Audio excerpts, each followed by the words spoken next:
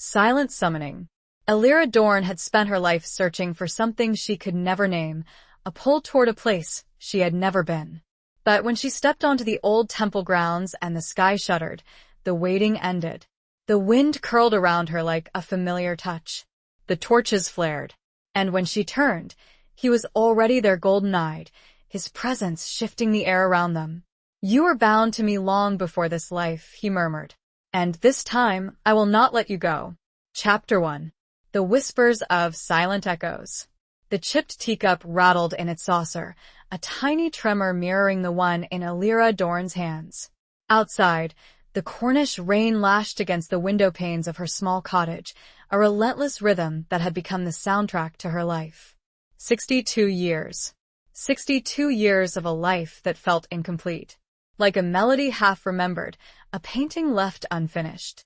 She'd always felt this way, this nagging sense of displacement, a yearning for something she couldn't name, a place she'd never been. Elira traced the faded floral pattern on the china, a relic from her grandmother, a woman she barely remembered, but whose stories had lingered like the scent of lavender in an old trunk. Stories of a hidden valley, bathed in perpetual moonlight, where the veil between worlds was thin. Stories dismissed as folklore, of course, by Elira's pragmatic mother. But Elira had always felt a shiver of recognition in those tales, a whisper in her blood that echoed the grandmother she'd never truly known. She glanced at the overflowing bookshelf, crammed with volumes on mythology, folklore, ancient history. Years of searching, of trying to piece together the fragments of a puzzle she didn't even know she was solving.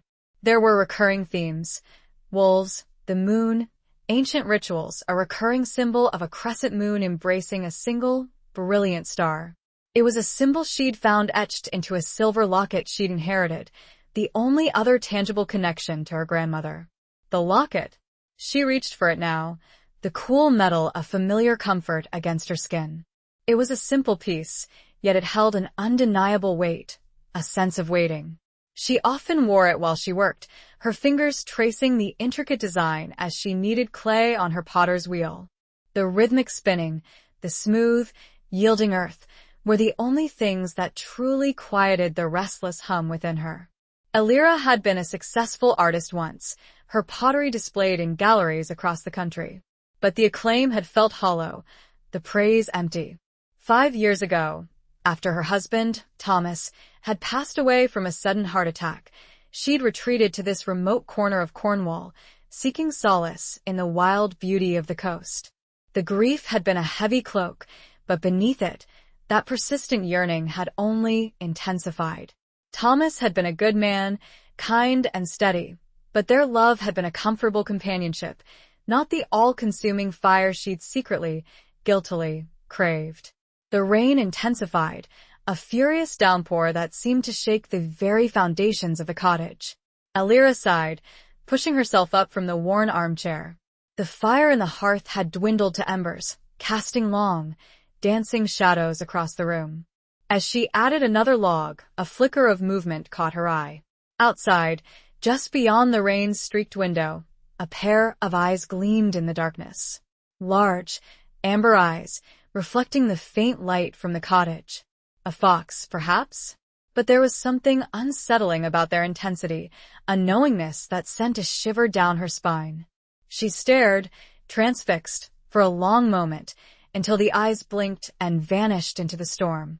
Elira shook her head, dismissing it as a trick of the light, the product of an overactive imagination fueled by years of reading fantastical tales.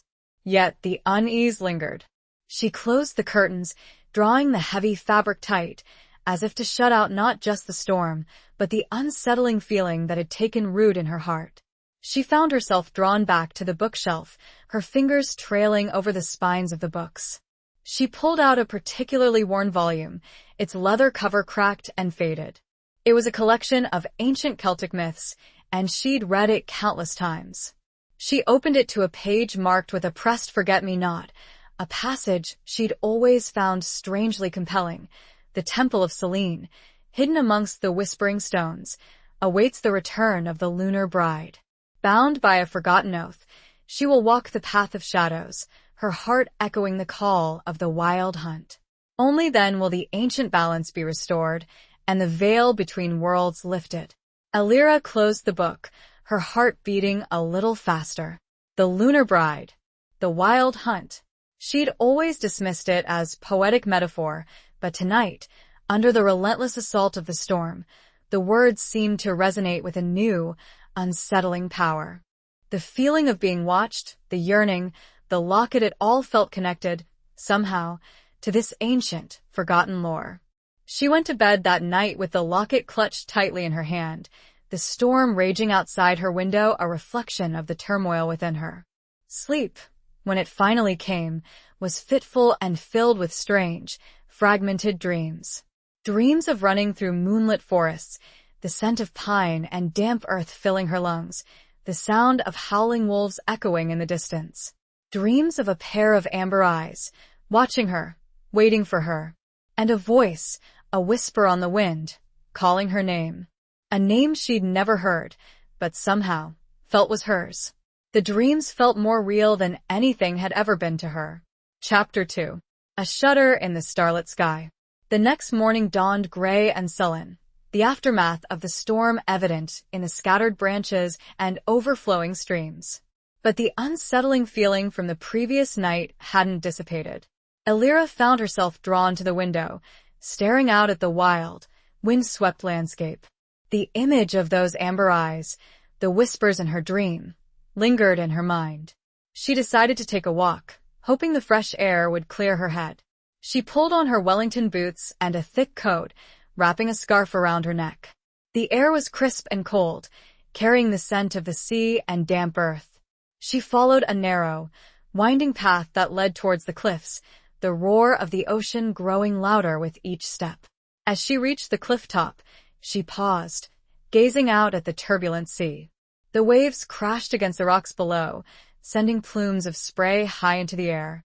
The vastness of the ocean, the raw power of nature, always had a calming effect on her. But today, the usual sense of peace eluded her. She found herself thinking about the silver locket again, the crescent moon and star. It was a symbol she'd seen in numerous books, often associated with ancient moon goddesses and forgotten rituals. She'd always been drawn to the moon, its cycles mirroring the ebb and flow of her own emotions. On a whim, she decided to visit the local library. It was a small, quaint building tucked away on a quiet side street.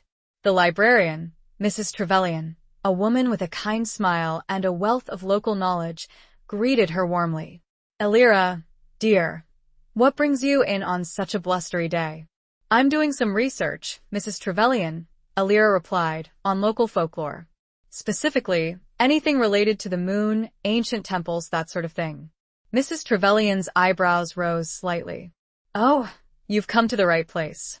We have a whole section dedicated to Cornish legends. There's quite a bit about the old temple ruins up on Bodmin Moor. Some say it was a place of worship for a forgotten moon goddess." She led Alira to a dusty corner of the library filled with old, leather-bound books. "There are tales of strange happenings up there," Mrs. Trevelyan continued, lowering her voice conspiratorially, "especially on nights of the full moon. Lights, sounds some even claim to have seen, well, things that can't be explained."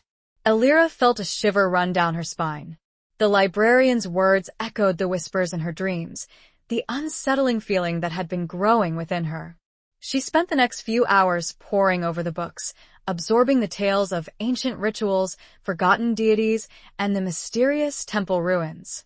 She found several references to a lunar bride, a woman chosen by the moon goddess to maintain the balance between worlds. The descriptions were vague, shrouded in myth and legend, but they resonated with a strange familiarity. One particular passage caught her attention. The lunar bride will be marked by the sign of the moon and star, a symbol of her connection to the celestial realm. She will be drawn to the temple on the night of the whispering moon, when the veil between worlds is at its thinnest. The whispering moon. Alira frowned. She'd never heard of it. She asked Mrs. Trevelyan, who consulted a thick almanac. Yes, the librarian said, the whispering moon. It's a rare lunar event, occurring only once every few decades. It's said to be a time of heightened spiritual energy when the veil between the mortal and supernatural realms is particularly thin. And it's tonight. Tonight. Elira's heart skipped a beat. The coincidence was too much to ignore. She felt a pull, a compulsion, to visit the temple ruins. She knew it was irrational, perhaps even foolish, but she couldn't shake the feeling that she was meant to be there. She thanked Mrs. Trevelyan and left the library, her mind racing. The sky was already darkening, the clouds gathering for another potential storm. She drove towards Bodmin Moor, the landscape growing wilder and more desolate with each mile.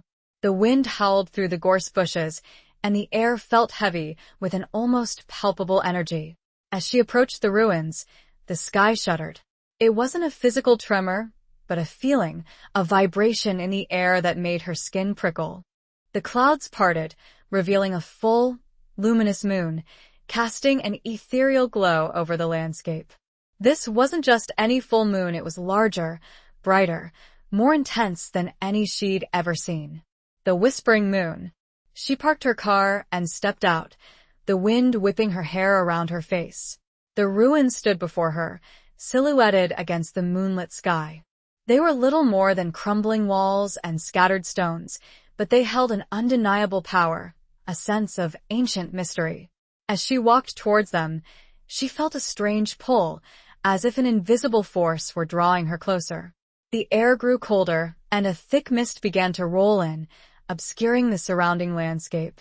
The only sound was the whisper of the wind through the stones, a sound that seemed to carry voices, faint and unintelligible.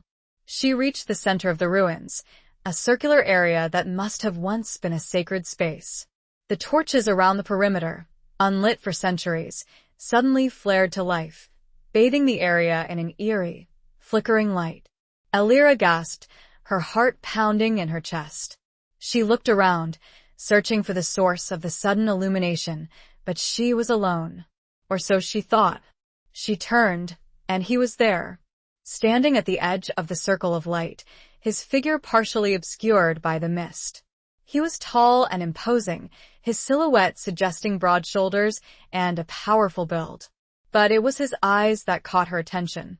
They were the same amber eyes she'd seen in her dream, the same eyes that had watched her from the storm.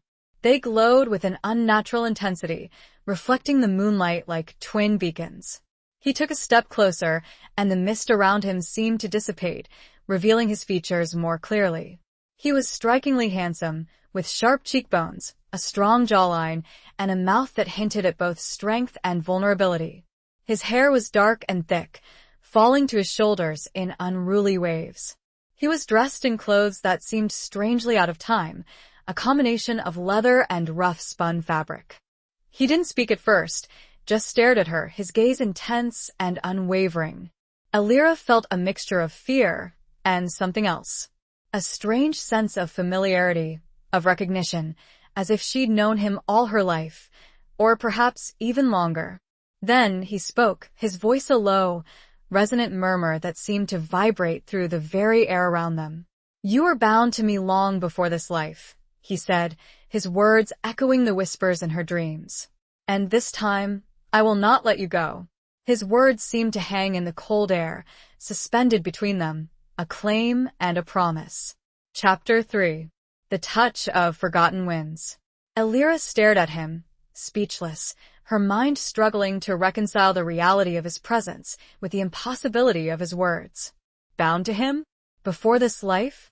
It sounded like something straight out of the ancient myths she'd been reading, yet the intensity in his amber eyes, the strange resonance of his voice, made it impossible to dismiss. Who are you?" she finally managed to ask, her voice trembling slightly. He took another step closer, closing the distance between them. The flickering torchlight illuminated his face, revealing a hint of a smile, a subtle curve of his lips that did little to soften the intensity of his gaze. "My name is Reese," he said, his voice a low rumble that seemed to stir something deep within her. "And as for who I am, that is a longer story. A story that is intertwined with yours, Elira." He knew her name. He'd said it with such familiarity, as if they were old acquaintances, not strangers meeting for the first time. The mist swirled around them, creating an enclosed, almost intimate space. I don't understand, she stammered, her heart pounding against her ribs. Bound to you? What does that even mean? Reese reached out a hand, his fingers brushing against hers. The contact sent a jolt of energy through her, a warmth that spread through her veins like wildfire. It wasn't just a physical sensation, it was something deeper, a connection that resonated on a soul level.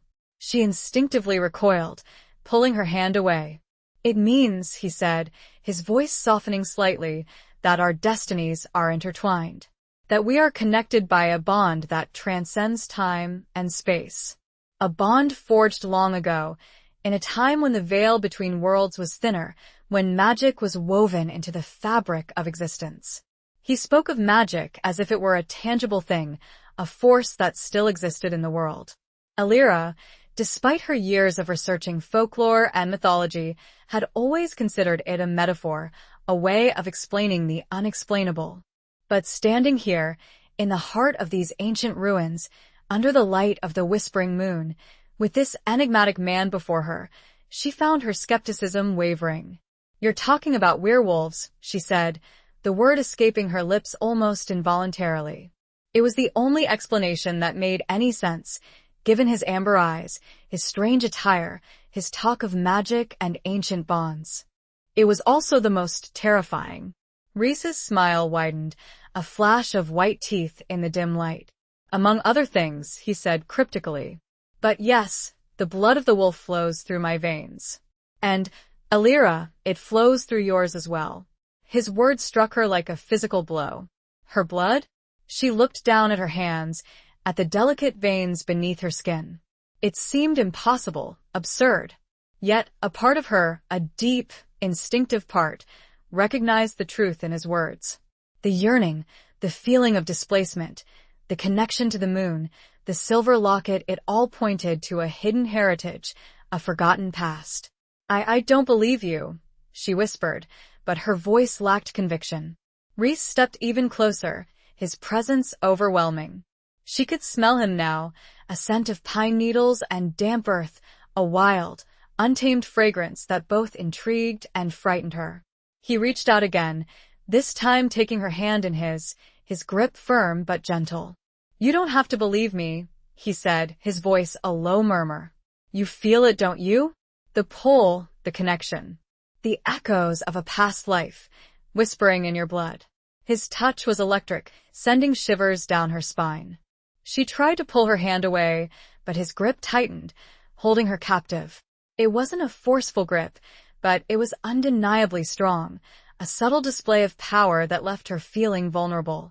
Let me go, she said, her voice rising in panic. He didn't release her. Instead, he raised her hand to his lips, his breath warm against her skin. He pressed a soft kiss to the back of her hand, a gesture that was both intimate and possessive.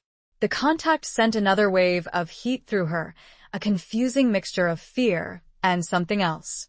Something that felt dangerously close to desire. I know this is a lot to take in, he said, his amber eyes searching hers. But I promise I will explain everything. You are safe with me, Alira.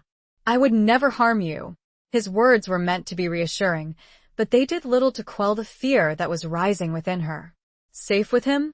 He was a stranger, a creature of myth and legend, claiming a connection to her that she couldn't comprehend. Safe? She repeated, her voice laced with disbelief. You're a werewolf. You talk of magic and ancient bonds. How can I possibly be safe with you? Because, he said, his voice dropping to a whisper, we are bound. And that bond, Alira, is stronger than any fear, any doubt. It is a promise, a vow, that we made to each other long ago. A vow to protect each other, to love each other, until the end of time. He released her hand, but the feeling of his touch lingered, a warm imprint on her skin. The wind whipped around them, the mist swirling and thickening, obscuring the ruins and the moonlit sky. Alira felt a wave of dizziness, a sense of disorientation, as if the world were tilting beneath her feet. I need to go, she said, her voice barely above a whisper. She turned and stumbled away from him, her legs feeling unsteady. She needed to escape, to put distance between them, to try to make sense of what was happening. But as she reached the edge of the circle of light, she heard his voice again, a low, haunting call that seemed to follow her through the mist. "You can run, Alira," he said, "but you cannot hide. The moon remembers. And so do I." The mist swallowed her whole, and his words echoed in the growing darkness, a chilling reminder of the invisible threads that bound them. Chapter 4. Echoes of an Ancient Promise. Alira stumbled through the mist, her heart pounding like a trapped bird. Reese's words, "the moon remembers, and so do I," echoed in her mind, a haunting refrain that fueled her flight. She didn't know where she was going, only that she needed to get away from him, from the ruins, from the unsettling truth that was beginning to unravel within her. She tripped and fell, scraping her hands on the rough ground. The pain was sharp and grounding, a welcome distraction from the swirling chaos in her mind. She pushed herself up, her breath coming in ragged gasps. The mist was so thick now that she could barely see a few feet in front of her. She was completely disoriented, lost in a swirling white void. She called out, hoping to hear the sound of her car, but her voice was swallowed by the mist and the wind. Panic began to set in, a cold knot tightening in her stomach. She was alone, lost and vulnerable. Then she heard it, a faint sound, carried on the wind. A howl. A long, mournful howl that sent shivers down her spine. It was the sound of a wolf, and it seemed to be coming from close by. Alira froze, her blood turning to ice. She remembered the stories she'd read, the tales of werewolves roaming the moors, their howls echoing through the night. She dismissed them as folklore, as fanciful tales meant to scare children. But now, standing here, lost and alone in the mist, the stories felt terrifyingly real. The howl came again, closer this time. She could hear the rustle of leaves, the snap of twigs, as something moved through the undergrowth. She knew she had to hide, to find some shelter before whatever was out there found her. She scrambled to her feet and stumbled forward, her hands outstretched, trying to navigate through the blinding mist. She bumped into something solid, a large, rough surface. It was a stone, part of the crumbling wall of the ruins. She pressed herself against it, trying to blend into the shadows, her heart hammering against her ribs. The sound of movement grew closer, and then, through the mist, she saw it. A pair of amber eyes, glowing in the darkness. The same eyes she'd seen in her dream, the same eyes that had watched her from the storm, the same eyes that belonged to Reese. But this time they were different. They were wilder, more primal, devoid of the human intelligence she'd seen before. They were the eyes of a predator. Alira gasped, a silent scream trapped in her throat. She wanted to run, but her legs felt like lead, her body paralyzed with fear. The eyes moved closer, and then a shape began to emerge from the mist. It was a wolf, a large, powerful creature with thick, dark fur. But it wasn't just any wolf. It was Reese. She knew it, instinctively. She recognized the same energy, the same presence, that she'd felt when he was in human form. But now it was amplified, intensified, overwhelming. The wolf Reese stopped a few feet away from her, its amber eyes fixed on her with an unnerving intensity. It lowered its head, sniffing the air, its breath forming white plumes in the cold night. Alira closed her eyes, bracing herself for the inevitable. She expected pain, violence, the tearing of flesh. But it didn't come. Instead, she felt the warm, wet nose nudge her hand. She opened her eyes cautiously and saw the wolf looking at her, its gaze no longer predatory, but almost gentle. It whined softly, a low rumble in its chest. It nudged her hand again, as if urging her to do something. Alira hesitated, her fear battling with a strange sense of trust. She reached out a trembling hand and touched the wolf's fur. It was thick and soft, surprisingly warm. The wolf leaned into her touch, closing its eyes, a low purr rumbling in its chest. It was a sound of contentment, of affection. Alira's fear began to recede, replaced by a sense of wonder. This was Reese, the man who had claimed to be bound to her, the man who had spoken of magic and ancient promises. He was also this magnificent, powerful creature, capable of both terrifying ferocity and unexpected tenderness. He nudged her again, more insistently this time. He turned his head, looking back the way he had come, as if urging her to follow him. Alira hesitated for a moment, then, with a deep breath, she started to follow. The wolf moved slowly, staying close to her, guiding her through the mist. She trusted him, instinctively, despite her lingering fear. She trusted the connection she felt, the bond that he had spoken of, the echoes of a past life that were beginning to stir within her. The mist gradually began to thin, and she realized they were heading back towards the center of the ruins. The flickering torchlight became visible, casting an eerie glow on the crumbling stones. As they reached the circle of light, the wolf stopped. He looked at her, his amber eyes searching hers, and then he began to change. The transformation was slow and agonizing, his bones shifting, his fur receding, his form contorting into something both human and other. It was a painful, visceral process, and Alira watched in a mixture of horror and fascination. Finally, he stood before her, no longer a wolf, but a man. Reese.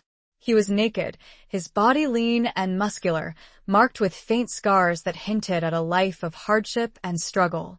He was breathing heavily, his chest heaving, his amber eyes still glowing with a faint, residual light. He looked at her, a mixture of exhaustion and relief in his gaze. "Are you all right?" he asked, his voice hoarse. Alira nodded, unable to speak, her mind still reeling from what she had just witnessed. He reached out and took her hand, his touch sending a familiar jolt of energy through her. "I know this is a lot," he said. "But I promise I will explain everything. Just trust me." She looked into his eyes, and she saw a sincerity there, a vulnerability that belied his powerful exterior. She saw the echoes of an ancient promise, a bond that transcended time and space. And, despite her fear, despite her doubts, she found herself wanting to believe him. The first rays of dawn crept over the horizon, chasing away the last remnants of the mist. He was still holding her. She could not bring herself to move. Chapter 5. Shadows cast by silver moonlight. The dawn light painted the ruins in soft hues of gray and gold, a stark contrast to the ethereal, almost otherworldly atmosphere of the night before. Reese, still naked, wrapped his arm around Alira, pulling her closer for warmth. The gesture was both protective and possessive, a subtle reminder of the bond he claimed existed between them. Alira, still reeling from the night's events, didn't resist. "I know you have questions," Reese said, his voice low and rough, still carrying the echoes of his transformation. "And I will answer them all. But first, we need to get you somewhere safe. Somewhere warm." He led her back to her car, his hand resting on the small of her back, guiding her with a gentle pressure. The touch sent a shiver through her, a confusing mixture of fear and something else. Something that felt dangerously close to comfort. She unlocked the car, and he slipped into the passenger seat, his large frame seeming to fill the small space. He watched her as she started the engine, his amber eyes intense and unwavering. "Where are we going?" she asked, her voice trembling slightly. "To my home," he replied simply. "It's not far from here." He gave her directions, guiding her through a series of narrow, winding roads that led deeper into the heart of Bodmin Moor. The landscape was wild and desolate, dotted with ancient standing stones and windswept trees. It was a place that felt both timeless and untamed. After about 20 minutes, they arrived at a small, secluded cottage nestled in a hidden valley. It was a picturesque building, with stone walls, a thatched roof, and smoke curling from the chimney. It looked like something out of a fairy tale, a stark contrast to the modern world Alira had left behind. Reese led her inside, the warmth of the cottage enveloping her like a comforting embrace. A fire crackled merrily in the hearth, casting a warm glow over the rustic interior. The room was sparsely furnished, but filled with an eclectic mix of objects, old books, strange artifacts, dried herbs hanging from the rafters. It felt like a place steeped in history, in magic. He gestured towards a worn armchair by the fire. Sit, he said. I'll make us some tea. Elira sank into the chair, her body aching from the night's ordeal. She watched as Rhys moved around the room, his movements fluid and graceful, despite his size. He seemed completely at ease in this strange, almost otherworldly environment. He returned with 2 steaming mugs of tea, handing one to her. The tea was strong and herbal, with a hint of something she couldn't quite place. It warmed her from the inside out, chasing away the lingering chill. Now, he said, settling into a chair opposite her. Where should I begin? Elira took a deep breath, trying to gather her scattered thoughts. Start with the beginning, she said. Start with this bond. This connection you claim exists between us. Rhys nodded, his amber eyes softening slightly. It's a long story, he said, and it goes back centuries. To a time when the veil between worlds was thinner, when humans and other beings lived side by side. He spoke of an ancient pact, a sacred agreement between a tribe of werewolves and a lineage of women blessed by the moon goddess, Selene. The women, known as lunar brides, were chosen to maintain the balance between the mortal and supernatural realms, to act as mediators between the 2 worlds. The lunar brides were powerful, Rhys explained, able to draw upon the energy of the moon, to heal, to protect. They were revered, respected, and feared. He paused, his gaze darkening slightly.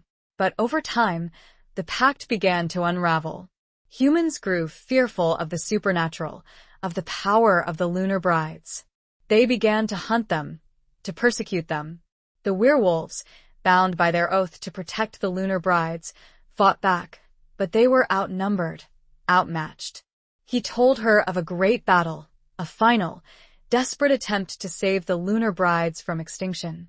The battle was lost, and the lineage of the lunar brides was seemingly broken, scattered to the winds. But the bond, Rhys continued, his voice dropping to a whisper, the connection between the werewolves and the lunar brides, could not be broken. It was woven into the very fabric of their souls, passed down through generations, waiting to be reawakened. He looked at her, his amber eyes intense and unwavering. You, Elira, are the last descendant of that lineage. You are the lunar bride, reborn. His words hung in the air, heavy with the weight of centuries, of forgotten history. Elira stared at him, her mind struggling to grasp the enormity of what he was saying. She, a retired potter from Cornwall, was the descendant of an ancient line of magical women, bound to a werewolf by a centuries-old pact. It sounded like the plot of a fantasy novel, not her reality. But how? She stammered. How is that possible? Rhys reached out and took her hand, his touch sending a familiar jolt of energy through her. The locket, he said, his voice low and gentle. The silver locket you inherited from your grandmother. It's a key, Elira. A conduit to your power, to your past. It's what drew you to the temple to me. He explained that the locket contained a fragment of moonstone, a powerful crystal that amplified the wearer's connection to the lunar energy. It was a symbol of her heritage, a reminder of her destiny. But why me? She asked, her voice filled with confusion and doubt. I'm just an ordinary woman. I'm not special. Rhys smiled, a soft, tender smile that made her heart ache. You are far from ordinary, Elira, he said. You are strong, resilient, compassionate. You have a deep connection to the earth, to the natural world. You are everything a lunar bride should be. He paused, his gaze searching hers. And he added, his voice dropping to a whisper, you are my soulmate. The woman I have been waiting for centuries. His words sent a shiver through her, a mixture of fear and something else. Something that felt dangerously close to hope. The shadows in the room seemed to deepen as they stared, locked in each other's gaze. Something was stirring, and she was powerless to stop it. Chapter 6. The Unveiling of Hidden Truths. The weight of Rhys's words hung heavy in the air, filling the small cottage with an almost palpable tension. Soulmate. The concept felt both alien and strangely familiar, a forgotten echo resonating deep within her.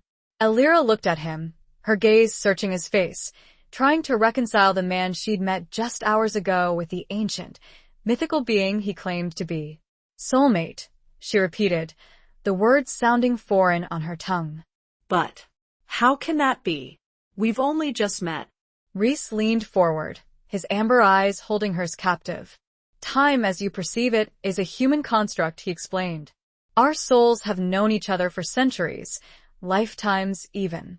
We are bound together, not just by the pact between our lineages, but by something deeper, something more profound. He reached out and gently touched the silver locket that hung around her neck, his fingers brushing against her skin. The contact sent a familiar shiver through her, a warmth that spread through her veins. This locket, he said, is more than just a key to your power. It's a symbol of our connection. It was crafted by my ancestor, a powerful werewolf shaman, for his lunar bride. It has been passed down through generations, waiting for the right moment, for the right pairing, to be reunited. He told her the story of the locket, of how it had been lost and found, hidden and revealed, throughout the centuries. It was a story filled with love and loss, betrayal and sacrifice, a testament to the enduring power of the bond between the werewolves and the lunar brides. The Whispering Moon, he continued, is a time of heightened spiritual energy when the veil between worlds is at its thinnest. It's also the time when our bond is strongest, when the echoes of our past lives are most vivid. He explained that the events of the previous night, the shudder in the sky, the sudden illumination of the torches, his transformation, were all manifestations of their reawakening bond. The moon, he said, had called to her, drawn her to the temple, to him. But why now? Elira asked, her voice filled with confusion. Why, after all these centuries, has this bond reawakened now? Rhys's expression darkened slightly, a shadow crossing his face. Because, he said, the balance is shifting. The veil between worlds is weakening, and dark forces are stirring. The world needs the lunar bride, Elira. It needs you. He spoke of an ancient prophecy, a foretelling of a time when the forces of darkness would rise again, threatening to engulf the world in chaos. Only the lunar bride, working in conjunction with her werewolf protector, could prevent this from happening. Protector? Elira repeated, a sense of unease creeping into her voice. You mean, you? Rhys nodded. My role is to protect you, Elira. To guide you, to help you harness your power. To stand by your side as you fulfill your destiny. The idea of having a protector, of being thrust into a battle against dark forces, was overwhelming. Elira had spent her life seeking peace and quiet, retreating from the world after the loss of her husband. She wasn't a warrior, a heroine. She was just a woman, trying to make sense of her life. I don't know if I can do this, she said, her voice trembling. I'm not who you think I am. Rhys reached out and took her hands in his grip firm but gentle. You are stronger than you know, Elira, he said, his amber eyes filled with a warmth that reassured her. You have the blood of the lunar brides flowing through your veins. You have the power within you. You just need to learn how to access it. He promised to teach her, to guide her, to help her understand her heritage and her abilities. He spoke of ancient rituals, of harnessing the energy of the moon, of communicating with the natural world. It was a world of magic and mystery, a world that both terrified and fascinated her. But there's something else, he said, his voice dropping to a whisper. Something I haven't told you yet. He hesitated, his gaze searching hers, as if gauging her reaction. The bond between us, he continued, is not just about duty, about destiny. It's also about love. A love that transcends time, that defies death. A love that is meant to be. His words sent a wave of emotion through her, a mixture of fear and longing. She'd always craved a love like that, a love that consumed her, that filled the emptiness within her. But she'd also learned to be cautious, to protect her heart from further pain. I don't know what to say, she stammered, her voice barely above a whisper. He smiled, a soft, tender smile that made her heart ache. You don't have to say anything, he said. Just feel it, Elira. Feel the connection between us. Feel the echoes of our past lives, whispering in your blood. He leaned closer, and there, in the quiet of the dawn-lit cottage, they sat, an unspoken invitation hanging between them. All that remained was the unveiling. Chapter 7. The Scent of Pine and Wolfsbane. The silence that followed Rhys's declaration was thick with unspoken emotions. Elira felt a pull towards him, a magnetic force that seemed to emanate from the very core of her being. But fear, ingrained by years of self-preservation and the lingering grief of Thomas's death, held her back. Rhys didn't press her. He simply sat there, his amber eyes patient and understanding, giving her the space she needed to process the torrent of revelations he'd unleashed.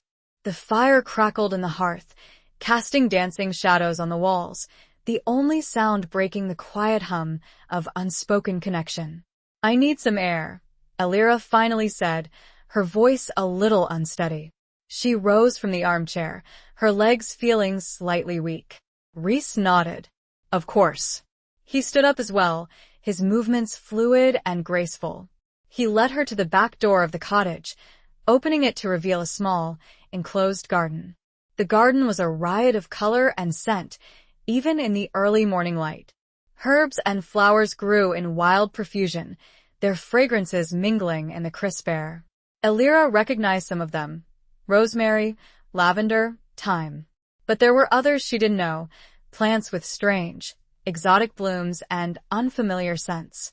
"This is beautiful," she said, her voice a little softer now, the tension easing slightly. "It's my sanctuary," Rhys replied. "A place where I can connect with the earth, with the natural world." He gestured towards a patch of herbs growing near the back wall. "This is wolfsbane," he said, pointing to a plant with tall spikes of purple flowers. Aconitum napellus. It's traditionally known for its toxicity to werewolves. Elira looked at him, surprised. "Why do you grow it, then?" He shrugged, a hint of a smile playing on his lips. "It's a reminder," he said. "A reminder of my vulnerability, of the balance that must be maintained. It also has other uses. Medicinal properties, when used correctly." He plucked a leaf from the wolfsbane plant, holding it up to the light. "Everything in nature has a purpose," he said. "Even the things that seem dangerous, that seem to be our enemies." He turned his attention to another patch of herbs, this one filled with fragrant, silvery leaves. "And this," he said, "is moonflower, Ipomea alba. It blooms only at night, under the light of the moon. It's said to have calming properties, to enhance intuition, to connect one to the lunar energy." He picked a few leaves of the moonflower, crushing them gently between his fingers. The scent that was released was intoxicating, a sweet, heady fragrance that filled the air. He offered the crushed leaves to Elira. "Breathe it in," he said. "Let it calm your mind, your spirit." Elira hesitated for a moment, then took the leaves from his hand. She brought them to her nose and inhaled deeply. The scent was indeed calming, soothing, washing over her like a gentle wave. She felt her muscles relax, her mind quiet, the lingering fear and anxiety beginning to dissipate. "Better?" Rhys asked, his amber eyes searching hers. She nodded. "Yes. Thank you." They stood there for a moment, surrounded by the fragrant herbs, the silence between them no longer tense, but comfortable.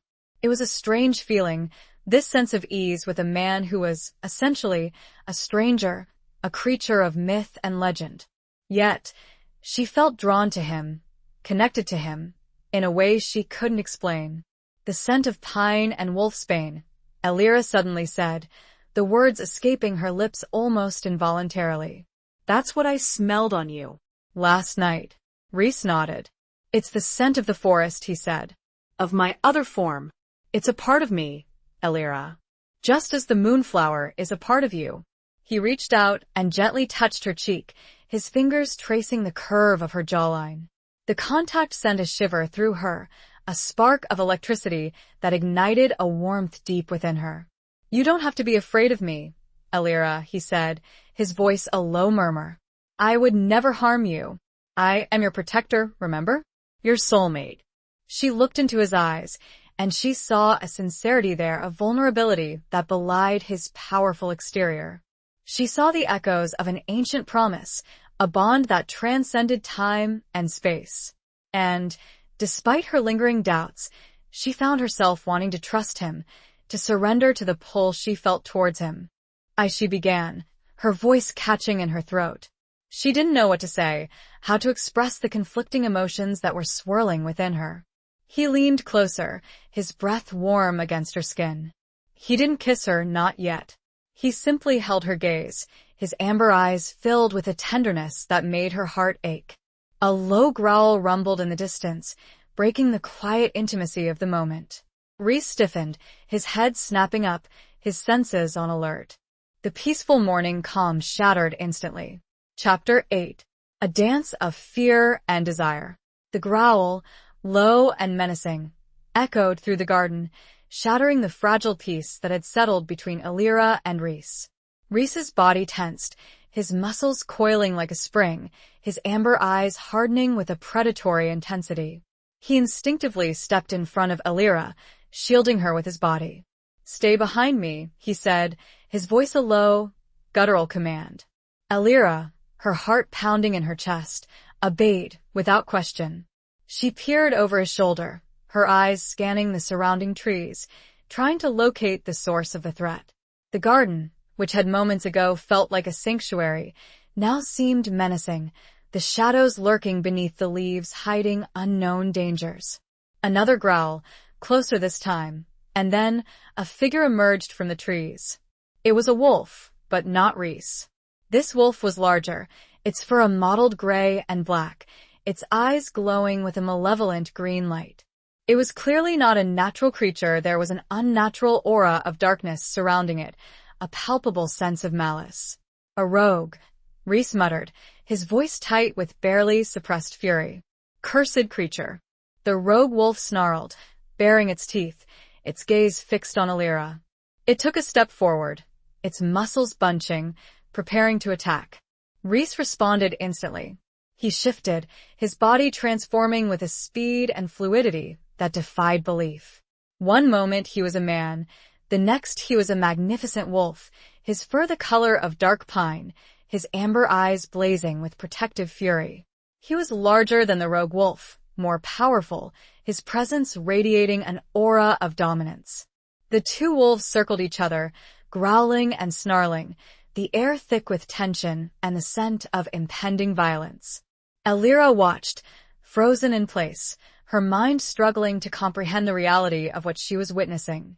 This was no longer a fairy tale, a myth. It was a terrifyingly real battle between two supernatural creatures, and she was caught in the middle. Rhys lunged first, his powerful jaws snapping at the rogue wolf's throat. The rogue wolf dodged, snapping back, its teeth tearing at Rhys's flank. The sound of ripping fur and snarling filled the air. Alira gasped, her hands flying to her mouth.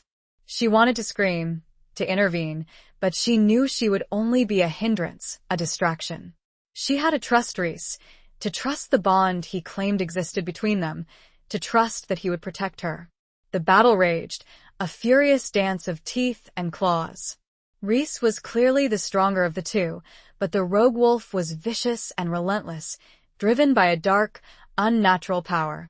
It seemed to be fueled by hatred, by a desire to destroy. Rhys managed to knock the rogue wolf to the ground, pinning it beneath his weight. He bared his teeth, his jaws poised to deliver the killing blow. But then he hesitated. Alira saw it in his eyes, a flicker of something. Compassion? Pity? She wasn't sure, but it was enough to stay his hand. The rogue wolf, sensing its opportunity, twisted and writhed, sinking its teeth into Rhys's leg. Rhys roared in pain, his grip loosening. The rogue wolf scrambled to its feet and fled, disappearing back into the trees. Rhys shifted back to his human form, his body covered in wounds, blood staining his skin. He stumbled, his leg clearly injured, but he remained standing, his gaze fixed on the direction the rogue wolf had fled. Alira rushed to his side, her fear for herself momentarily overshadowed by her concern for him. "Rhys, you're hurt." He looked at her, his amber eyes filled with a mixture of pain and something else. Something that looked like relief. "I'm all right," he said, his voice hoarse. "It's not as bad as it looks. Werewolf wounds heal quickly." He leaned on her for support, his arm wrapping around her waist. The contact sent a jolt of electricity through her, a confusing mixture of fear and desire. She felt the warmth of his body, the strength of his muscles, the ragged rhythm of his breathing. She helped him back inside the cottage, guiding him to the armchair by the fire. He sat down heavily, his face pale and drawn. "I need to tend to these wounds," he said, gesturing towards the gashes on his flank and leg. Elira, despite her lack of medical experience, felt a surge of determination. She couldn't just stand there and watch him suffer. "Let me help," she said. She found a basin of water, some clean cloths, and a bottle of what looked like homemade antiseptic. She knelt beside him, her hands trembling slightly, and began to clean his wounds. The wounds were deep, but as Reese had said, they were already starting to close, the flesh knitting together with an unnatural speed. She worked carefully, gently, trying to minimize his pain. As she worked, she couldn't help but notice the intricate patterns of scars that covered his body. Each scar told a story, a testament to a life of battles fought, of wounds endured. It was a life far removed from her own quiet, sheltered existence. "Who was that?" she asked, her voice barely above a whisper. "That rogue wolf." Reese sighed. "They are lost souls," he said. "Werewolves who have succumbed to the darkness, who have lost their connection to the natural world. They are driven by hatred, by a desire to destroy. They are a threat to both humans and other werewolves." He explained that the rogue wolves were a growing problem, their numbers increasing as the veil between worlds weakened. They were one of the dark forces he had spoken of, a threat that he and Elira, as lunar bride and protector, would have to face. The thought was daunting, terrifying. But as Elira looked at Reese, at his wounded body, at the vulnerability in his amber eyes, she felt a surge of something else. Something that felt dangerously close to courage. She finished cleaning his wounds, bandaging them with clean cloths. He thanked her, his voice filled with a warmth that made her heart flutter. The fear remained, certainly, but the undeniable pull the dance of desire was stronger. And that frightened her more than any rogue wolf ever could. Chapter 9. The cracks in a gilded cage. The days that followed settled into a strange, unsettling rhythm. Elira remained at Reese's cottage, a gilded cage of sorts, surrounded by the wild beauty of Bodmin Moor and the constant, simmering presence of the supernatural. Reese's wounds healed with astonishing speed, a testament to his werewolf physiology, but the emotional wounds, both his and hers, lingered. Elira spent her time exploring the cottage and its surroundings, trying to make sense of the new reality she'd been thrust into. She learned more about Reese, about his life, his past, his responsibilities as a protector. He was a solitary creature, accustomed to living alone, to guarding the boundaries between the mortal and supernatural realms. He had few friends, few connections to the outside world. She also began to learn about her own heritage, about the powers of the lunar bride. Reese taught her about the moon cycles, about the different herbs and plants that could enhance her abilities, about the ancient rituals that connected her to the celestial energy. She discovered that she had a natural affinity for healing, a gift inherited from her ancestors. She could soothe burns, mend cuts, ease pain with a touch, a whisper, a focused intention. It was a power that both amazed and frightened her. She also discovered that she had a heightened sensitivity to the supernatural, an ability to sense the presence of other beings, to feel the vibrations of the energy that flowed through the earth. It was an unsettling feeling, this constant awareness of a world beyond the visible, a world filled with both beauty and danger. Reese, despite his initial claims of a soulmate bond, maintained a respectful distance. He was patient, understanding, giving her the space she needed to adjust to her new reality. He treated her with a mixture of tenderness and protectiveness, a constant reminder of his role as her guardian. But Elira sensed a tension within him, a restraint that belied the depth of his feelings. He was holding back, keeping a part of himself hidden, and she couldn't understand why. She found herself drawn to him, despite her fear, despite her doubts. She was fascinated by his strength, his grace, his connection to the natural world. She was intrigued by the mystery that surrounded him, the secrets he held close. She also found herself increasingly frustrated by the limitations of her new life. She missed her pottery, her art, the creative outlet that had always been her solace. She missed the familiar routines of her old life, the simple pleasures of a cup of tea in her own kitchen, a walk along the beach. She felt trapped, caught between two worlds, belonging to neither. She was no longer the ordinary woman she'd once been, but she wasn't yet the lunar bride Reese believed her to be. She was in limbo, suspended between her past and her uncertain future. One evening, as they sat by the fire, Alira decided to confront him. "Reese," she said, her voice hesitant but firm, "why are you holding back?" He looked at her, his amber eyes guarded. "What do you mean?" "You say we're soulmates," she continued, "that we're bound together by this ancient connection. But you keep me at arm's length. You treat me like a fragile object, something to be protected, not loved." His expression softened slightly, a flicker of vulnerability crossing his face. "I'm trying to protect you, Alira," he said. "From the dangers of this world, from myself." "From yourself?" she repeated, her voice laced with disbelief. Why? "What are you afraid of?" He sighed, running a hand through his thick, dark hair. "I've lived a long life, Alira," he said. "I've seen things, done things, that I'm not proud of. I've made mistakes, terrible mistakes. I've lost people I cared about. I'm afraid of hurting you."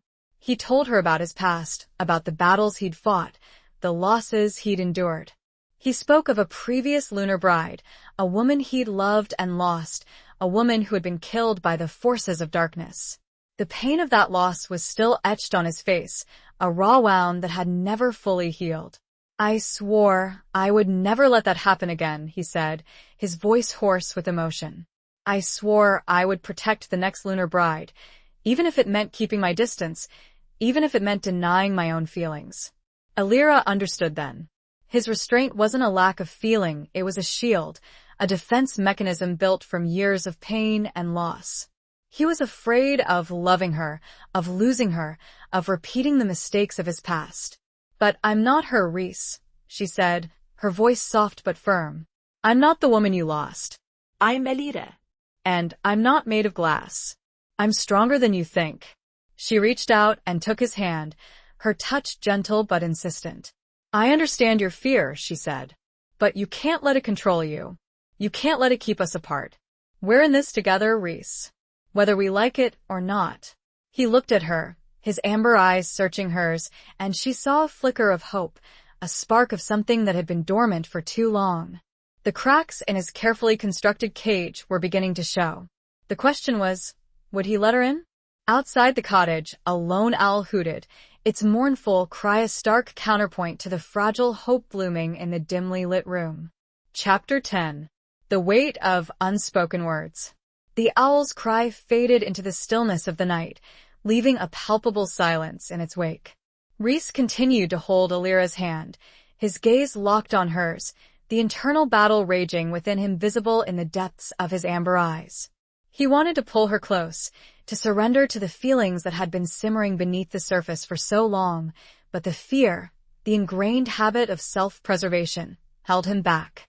"Alira," he began, his voice rough with emotion, "you don't understand the risks. The dangers involved. If I were to allow myself to feel what I feel for you, it would make you a target. It would put you in even greater danger." "I'm already in danger, Reese," Alira replied, her voice firm but gentle.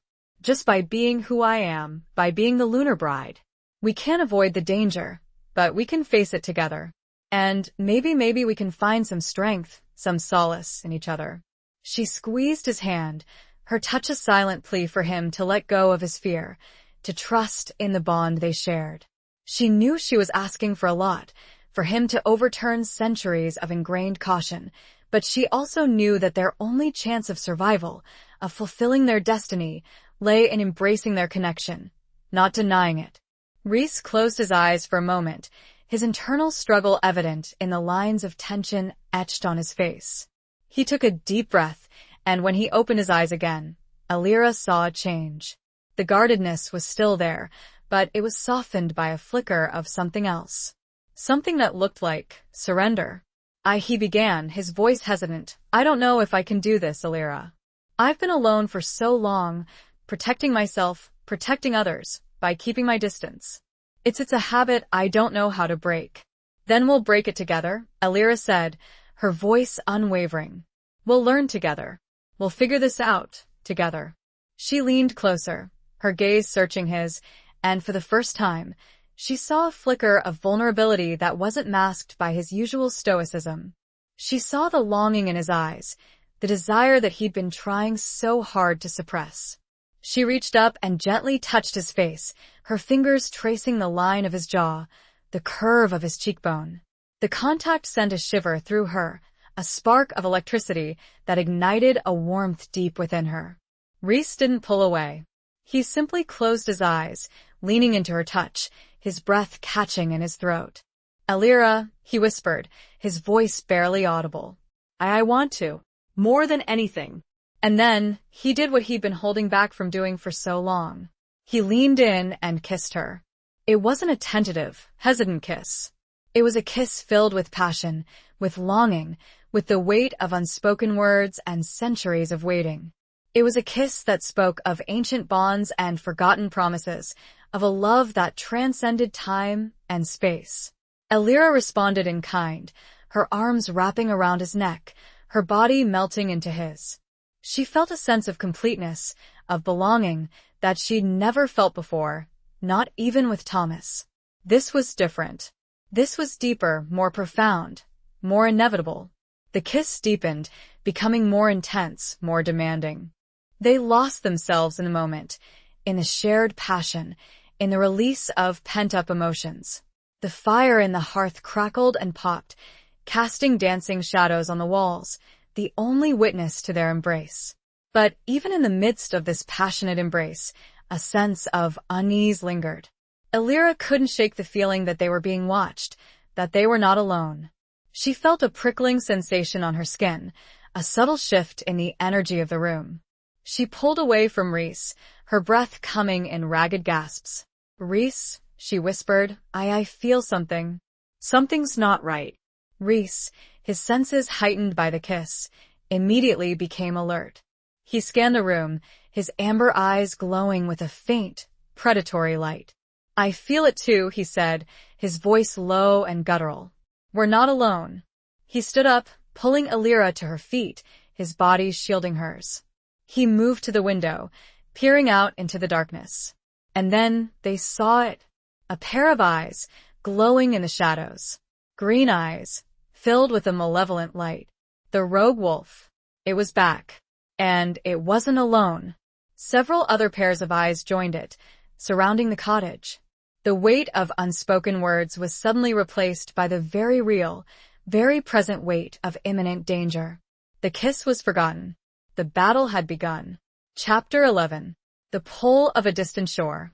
The green eyes, glowing menacingly in the darkness, multiplied, surrounding the cottage like a pack of hungry predators. Reese's body tensed, his muscles coiling, ready to spring into action. He pushed Alira behind him, shielding her with his body, his protective instincts kicking in. Stay inside, he commanded, his voice a low growl. Lock the doors. Don't come out, no matter what you hear. Alira wanted to protest, to argue, to stay by his side, but she knew he was right. She was still learning, still vulnerable, and she would only be a hindrance in a fight. She nodded, her heart pounding in her chest, and obeyed his command. She watched as Reese stepped outside, facing the encroaching darkness. He didn't shift immediately. He stood there, tall and imposing, his human form a stark contrast to the monstrous figures that lurked in the shadows. He was challenging them, daring them to approach. You are not welcome here, Reese said, his voice amplified by an unnatural power, resonating through the night. Leave this place and never return. The The rogue wolves responded with a chorus of snarls and growls, their green eyes glowing brighter, their hatred palpable. They didn't retreat. They advanced slowly, deliberately, their movements coordinated, their intent clear. Rhys shifted then, his body transforming with breathtaking speed, the sound of ripping fabric and cracking bones echoing through the night.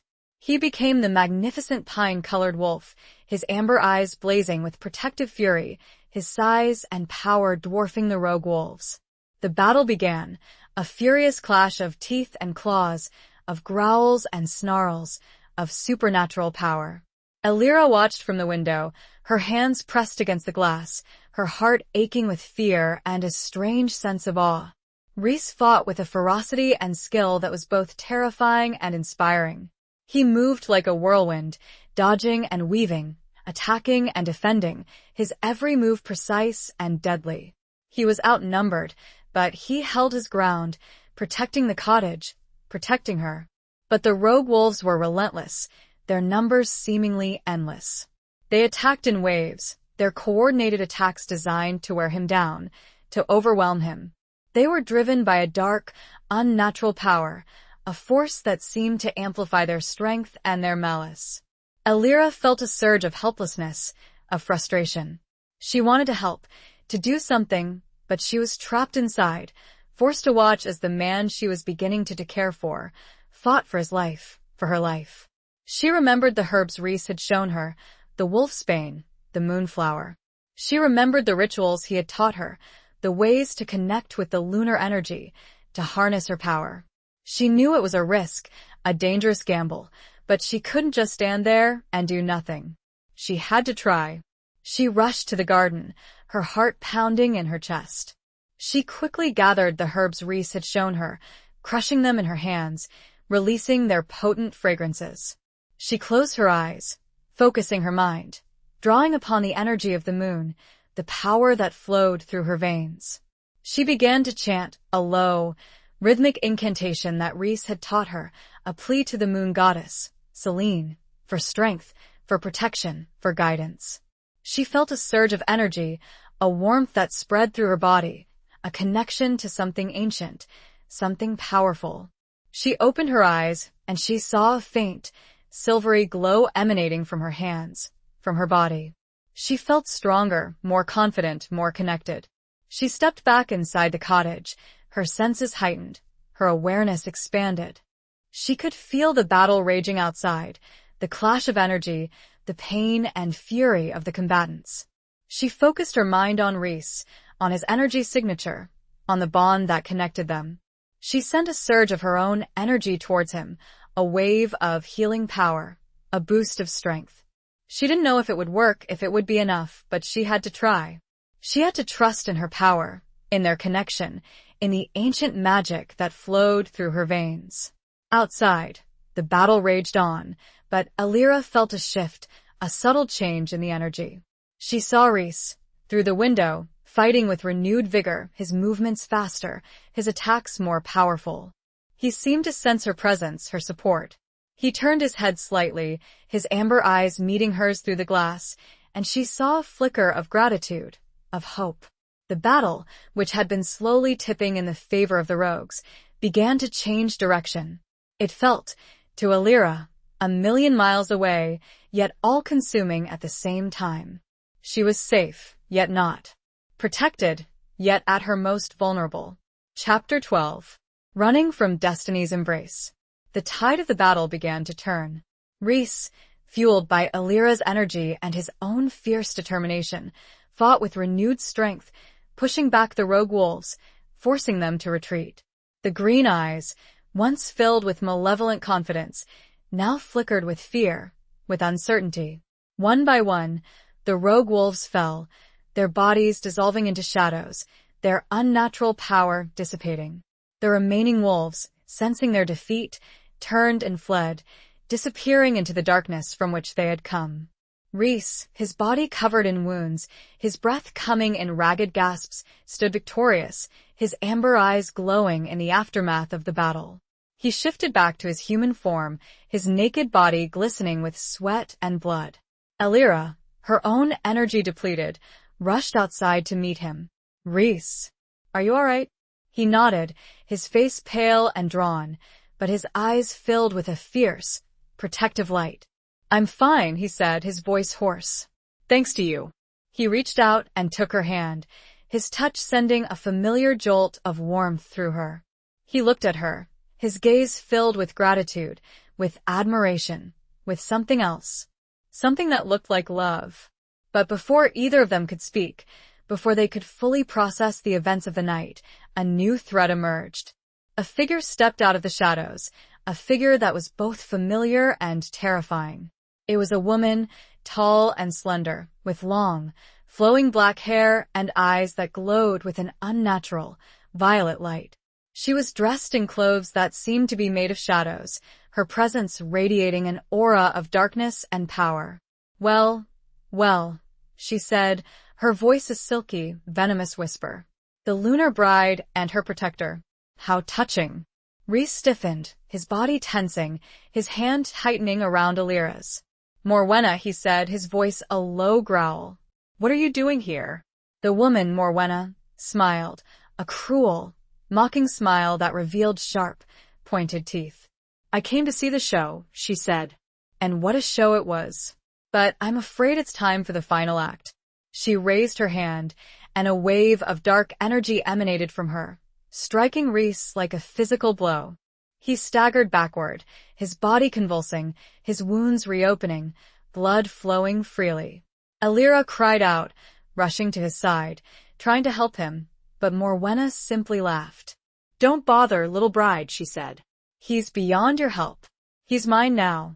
She explained that she was an ancient sorceress, a being of immense power, who had been manipulating the rogue wolves, using them as her pawns in a larger game. Her goal, she said, was to destroy the balance between worlds, to unleash chaos and darkness upon the earth. "And you, my dear," she said, turning her attention to Alira, "are the key to it all. The lunar bride. Your power, once I control it, will be the catalyst that breaks the veil, that unleashes the darkness." Alira felt a surge of fear, of terror, but also a flicker of defiance. She wouldn't let this woman win. She wouldn't let her destroy everything she was beginning to care about. "I won't let you," Alira said, her voice trembling but firm. "I won't let you hurt him. I won't let you destroy the world." Morwenna laughed again, a cold, mocking sound. "You have no choice, little bride," she said. "You are bound to me, just as you are bound to him. It is your destiny." She raised her hand again, preparing to unleash another wave of dark energy, but this time, Alira was ready.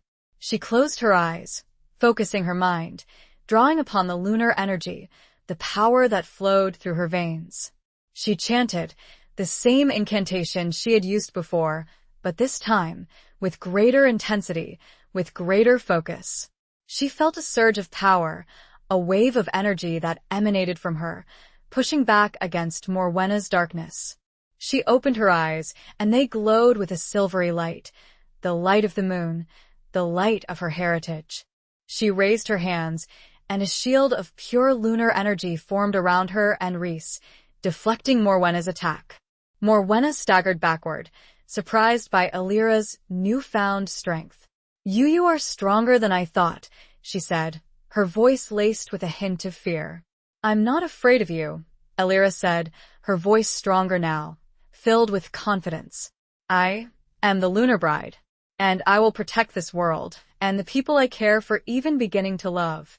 But even as she spoke those words, a part of Alira knew that she wasn't ready for this confrontation. She was still learning, still discovering her powers. Morwenna was an ancient, powerful sorceress, a being of immense darkness. Alira, realistically, had very little chance. A plan, desperate and reckless, formed in her mind. She had to escape, to get away from Morwenna, to buy herself some time, to find a way to defeat her. She grabbed Reese's hand, her grip surprisingly strong. "Run," she yelled. And then, using all her remaining energy, she created a blinding flash of light, a momentary distraction. She pulled Reese, still weakened and disoriented, and they ran. They fled into the darkness, away from the cottage, away from Morwenna, away from the destiny that seemed to be closing in on them. They were running from an embrace, both of destiny and of the love that was beginning to bloom between them. The night suddenly seemed darker, colder, and filled with an uncertain future. Chapter 13. The Price of a Broken Vow. They ran blindly through the night, Alira pulling Rhys, his weakened state slowing them down. The sounds of Morwenna's furious cries echoed behind them, a constant reminder of the danger they were fleeing. Alira didn't know where they were going, only that they needed to get away, to find somewhere safe, somewhere to regroup and plan their next move. Rhys stumbled, his injured leg giving way beneath him. He fell to the ground, his face contorted in pain. "Alira, go," he gasped. "Leave me. You can't save me. You need to save yourself." Alira refused. She knelt beside him, her hands hovering over his wounds, trying to channel her healing energy, but it was weak, depleted from her previous efforts. "I'm not leaving you," she said, her voice fierce with determination. "We're in this together, remember? We made a vow." Rhys looked at her, his amber eyes filled with a mixture of pain and something else. Something that looked like regret. "That vow," he said, his voice hoarse, "was a mistake. It was made centuries ago by people who didn't know the consequences. It's a curse, Alira. A curse that has brought us nothing but pain and suffering." He told her the full story of the pact, the story he had withheld from her before. He told her about the original lunar bride, Lyra, and the werewolf who had loved her, Bran. They had been powerful, deeply connected, their love a beacon of hope in a world of darkness. But their love had been forbidden. The elders of both their tribes had opposed the union, fearing the consequences of mixing human and werewolf blood, of disrupting the ancient balance. They had tried to separate them, to force them to choose between their love and their duty. Lyra and Bran had refused. They had made a vow, a sacred oath, to be together, to protect each other, to maintain the balance between worlds. They had believed their love was strong enough to overcome any obstacle. They had been wrong. The elders, in their desperation to prevent the union, had performed a dark ritual, a curse that would bind Lyra and Bran together for eternity, but also condemn them to a cycle of loss and suffering. They would be reborn, lifetime after lifetime, their souls drawn together, but their love always doomed to end in tragedy. Morwenna, Rhys explained, is a descendant of the elders who performed the curse. She is driven by a desire to undo the pact, to break the bond between the werewolves and the lunar brides, but her methods are twisted, destructive. She wants to unleash chaos, not restore balance. Rhys was Bran, reborn. Alira was Lyra, reborn. And their love, their connection, was not a blessing, but a curse, a cycle of pain that had repeated itself for centuries. "I broke a vow." Rhys choked out, "A different one. I was never meant to know this to tell you. But now. Now it's too late. There is no escape." Alira felt a wave of despair, of hopelessness. The love she had begun to feel for Rhys, the connection she had believed in, was a lie, a fabrication built on a foundation of pain and suffering. It was a gilded cage, a beautiful illusion that masked a terrifying reality. She understood now why Rhys had been so reluctant to embrace their bond, why he had held back, why he had tried to protect her by keeping his distance. He had known, all along, that their love was doomed, that it would only bring them pain. He was breaking an ancient promise to always protect the secret. "We have to stop her, Rhys," Alira said, her voice trembling but resolute. "We have to break the cycle. We can't let this curse continue to destroy lives." But as she sat there, holding Rhys in her arms, the chilling realization dawned on her. They weren't just running from Morwenna. They were running from a destiny woven into the very fabric of their souls, a destiny they couldn't escape, a destiny of love and loss, of pain and suffering. The price of a broken vow, made so many years ago, may be far greater than either of them could ever have imagined. It felt as though, in a matter of heartbeats, they had lost everything. The wind howled through the trees, a mournful cry that echoed the despair in Alira's heart. She knew she had to protect Reese, to take him somewhere safe. The choice was obvious, but heartbreaking. She had to return to her cottage. Chapter 14. Where the Wild Things Howl. The journey back to Alira's cottage was arduous and fraught with peril. Reese, weakened by his injuries and the emotional toll of his revelation, struggled to keep pace. Alira, despite her own exhaustion and despair, supported him, her determination fueled by a desperate hope that they could somehow, someday, find a way to break the curse that bound them. They avoided the main roads, sticking to the shadows, moving through the dense undergrowth of the moor. The night was filled with the sounds of the wild, the hooting of owls, the rustling of leaves, the distant howling of wolves, a constant reminder of the dangers that lurked around them. Alira's senses, heightened by her lunar bride heritage, were on constant alert. She could feel the presence of other beings, the subtle vibrations of energy that flowed through the earth. She could sense Morwenna's presence, a dark, menacing shadow that seemed to be pursuing them, relentlessly. They reached the outskirts of Alira's village as dawn began to break, the sky painted in soft hues of gray and pink. The familiar sight of her cottage, nestled amongst the trees, brought a flicker of hope to Alira's heart, but it was quickly overshadowed by a sense of foreboding. She knew that Morwenna would find them, eventually. The cottage was not a fortress, not a sanctuary. It was simply a place where she had once felt safe, a place that held memories of a life that now seemed a distant dream. They slipped into the cottage, Alira locking the doors behind them, drawing the curtains, trying to create a semblance of security. She helped Reese to the armchair by the fireplace, his body trembling with exhaustion and pain. She tended to his wounds, using the last of her healing energy, but it was not enough. The curse, it seemed, was interfering with his natural healing abilities, slowing the process, prolonging his suffering. "We need to find a way to break this curse, Reese," Alira said, her voice filled with a desperate urgency. "We can't keep running. We can't keep living like this." Reese looked at her, his amber eyes filled with a mixture of sadness and resignation. "I don't know if it's possible, Alira," he said. "The curse is ancient, powerful. It's woven into the very fabric of our souls. There has to be a way," Alira insisted. "There has to be something we can do. We can't just give up." She remembered the books she had read, the legends she had studied, the stories of ancient rituals and forgotten magic. She remembered the silver locket, the symbol of her connection to the moon goddess, Selene. "The locket," she said, her voice filled with a sudden spark of hope. Maybe it holds the key. Maybe it's more than just a symbol, more than just a conduit to lunar energy. Maybe it's a weapon, a tool that can be used to break the curse." Reese looked at her, his expression skeptical. "It's a long shot, Alira," he said. "But I suppose it's worth a try." Alira retrieved the locket from her bedroom, her hands trembling with anticipation. She held it up to the light, examining it closely, searching for any clue, any hint of its hidden power.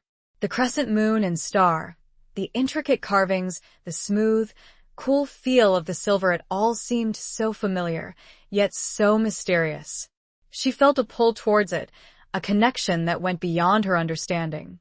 She closed her eyes, focusing her mind, drawing upon the lunar energy, the power that flowed through her veins.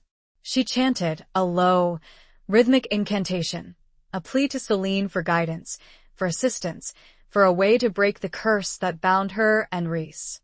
The locket began to glow, a faint, silvery light emanating from its surface.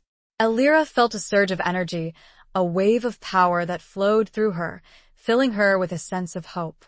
But then, the light flickered and died. The energy dissipated, leaving her feeling weak and drained. The locket returned to its normal state, its secrets still hidden, its power still untapped. Alira slumped back in her chair, her hope dwindling. She had failed. The locket, it seemed, was not the answer. "It's no use, Reese," she said, her voice filled with despair. "I can't do it. I'm not strong enough." Reese reached out and took her hand, his touch gentle but firm. "Don't give up, Alira," he said. "We'll figure this out. Together." But even as he spoke those words, Elira heard a sound, a faint, chilling sound that made her blood run cold. It was the sound of laughter, a silky, venomous laughter that echoed through the cottage. Morwenna had found them. The cottage door burst open, splintering into 1,000 pieces. Morwenna stood in the doorway, her eyes glowing with violet fire, her presence radiating an aura of darkness and power. The wild things, it seemed, had come to howl at her doorstep, and she was powerless to stop them. The sense of home, of safety, was shattered, perhaps irreparably. Chapter 15. Scars that Time Forgot. Morwenna's entrance was dramatic, theatrical, designed to instill fear and despair. Elira felt a surge of terror, but she stood her ground, positioning herself between the sorceress and Rhys, her body shielding his weakened form.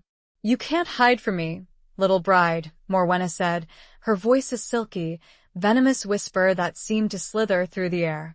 "You cannot escape your destiny. You are mine." Elira's hands clenched into fists, her nails digging into her palms. She drew upon the remnants of her lunar energy, trying to summon the strength she needed to face this ancient, powerful being. "I am not yours," Elira retorted, her voice trembling but firm. "I am my own person, and I will not let you harm Rhys or anyone else." Morwenna laughed, a cold, mocking sound that echoed through the cottage. "Such defiance," she said. "It's amusing, but futile. You are bound by the curse, little bride. You have no choice but to obey." She raised her hand, and a wave of dark energy emanated from her, striking Elira like a physical blow. Elira staggered backward, but she managed to maintain her balance, her body resisting the force of the attack. "Rhys," she cried out, "we have to fight. We can't let her win." Rhys, despite his weakened state, struggled to his feet, his amber eyes glowing with a fierce, protective light. He shifted, his body transforming into the magnificent pine-colored wolf, his size and power diminished, but still formidable. He lunged at Morwenna, his jaws snapping, his claws raking, but she was too quick, too agile. She dodged his attacks with ease, her movements fluid and graceful, her laughter mocking his efforts. "You are weak, werewolf," she taunted. "The curse has drained your strength, your spirit. You are no match for me." She unleashed another wave of dark energy, striking Rhys with full force. He roared in pain, his body convulsing, his wolf form flickering, struggling to maintain its shape. Elira felt his pain, his agony, as if it were her own. The bond between them, the curse that connected them, amplified their emotions, their suffering. She knew she had to do something to help him, to distract Morwenna, but her own power was depleted, her energy reserves almost exhausted. She looked around the cottage, her eyes searching for anything that could be used as a weapon, a tool, a defense. Her gaze fell upon the fireplace, upon the iron poker that lay beside the hearth. It was a desperate gamble, a foolish hope, but she had nothing else. She grabbed the poker, her hands trembling, and charged at Morwenna, swinging the iron rod with all her remaining strength. The poker connected with Morwenna's arm, a glancing blow that did little damage, but it surprised her, disrupting her concentration. She staggered backward, her eyes widening in disbelief. "You dare?" she hissed, her voice filled with fury. "You dare to attack me with that?" She raised her hand again, preparing to unleash a devastating attack, but before she could complete the gesture, Rhys, seizing the opportunity, lunged again, his jaws clamping down on her leg. Morwenna screamed in pain and fury, her body thrashing, her dark energy flaring wildly. She tried to break free from Rhys's grip, but his jaws were locked, his teeth sinking deep into her flesh. Elira, seeing her chance, rushed forward and struck Morwenna again with the poker, this time aiming for her head. The blow connected, a solid thud that sent the sorceress sprawling to the ground. Morwenna lay there, stunned, her body convulsing, her violet eyes flickering. She was not defeated, not yet, but she was weakened, vulnerable.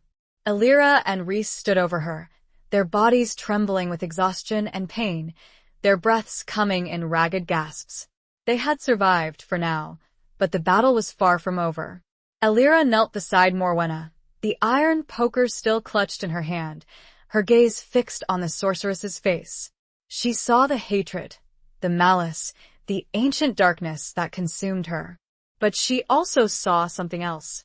A flicker of pain, of regret. Why? Elira asked, her voice barely above a whisper. Why are you doing this? Why are you so determined to destroy everything? Morwenna looked at her, her violet eyes filled with a mixture of fury and something else. Something that looked like sadness.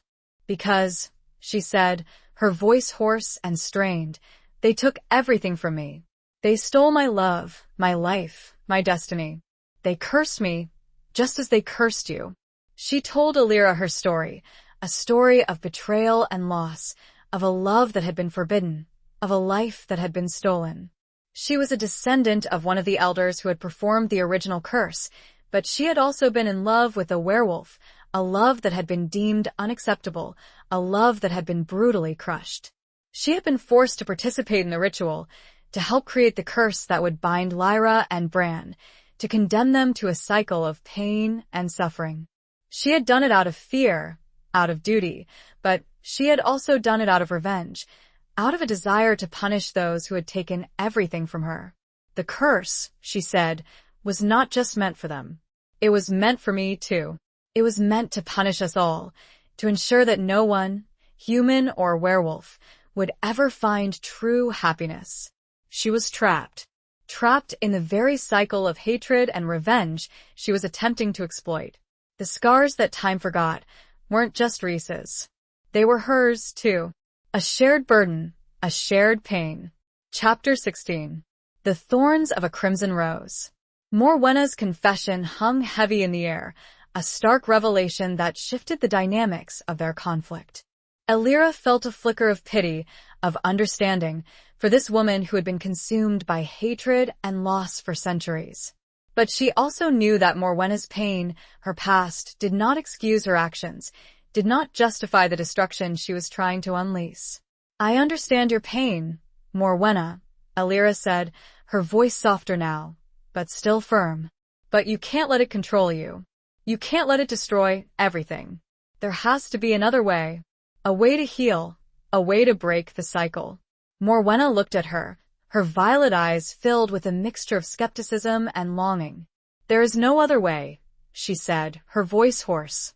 The curse is too strong. It cannot be broken. We have to try, Elira insisted. We have to find a way. For ourselves, for everyone who has suffered because of this curse. She thought of Rhys, of his pain, his centuries of loss, his desperate hope for a future free from the shadow of the past. She thought of Lyra and Bran, of their doomed love, their tragic fate. She thought of all the other lives that had been touched, tainted, by this ancient curse. The locket, Elira said, a sudden idea sparking in her mind. The moonstone. Maybe it's not just a conduit to lunar energy. Maybe it's a key, a tool that can be used to rewrite the curse, to change its effects. Morwenna's expression shifted, a flicker of surprise, of interest, crossing her face. The moonstone?